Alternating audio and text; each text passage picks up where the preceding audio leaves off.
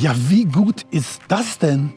Überführung von 76 Kronen Megalinern von Werlte nach Brandenburg, aber direkt vor die Haustür des exklusiv von Elflein zu versorgenden Automobilwerkes. Aber nicht auf Achse, nee, ökologisch korrekt auf der Schiene.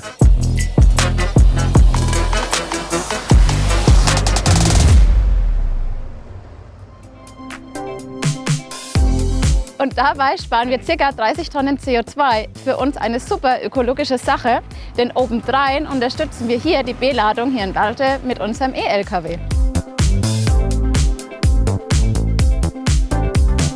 Und um die Sache rund zu machen, setzt Elflein auf Krone Megaliner mit nur 2 Achsen.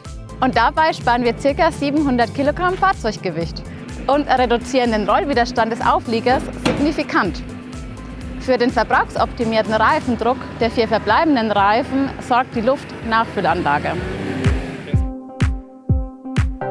Außerdem werden die Auflieger in einem Schwenktaschenwagen transportiert. Das heißt, sie werden nicht mit dem Kran beladen. Und dadurch sparen wir nochmal 300 Kilo für die sonst dafür übliche Chassisverstärkung. Also ca. 1 Tonne weniger Fahrzeuggewicht bei 24 Tonnen Nutzlast. Und gleichzeitig eine Einsparung vom Dieselverbrauch um 1 Liter. Ja, wie grün ist das denn? Natürlich verdient auch die Krone Telematik eine extra Erwähnung. Denn die kommuniziert reibungslos über MyKrone Blue mit der etablierten Transportmanagement-Software sowohl von Elflein als auch dem Automobilisten. Und das Auge ist ja bekannterweise mit. Also heben wir doch ab und bewundern unser neues Elflein-Design sogar auf den Dächern der neuen Trailer.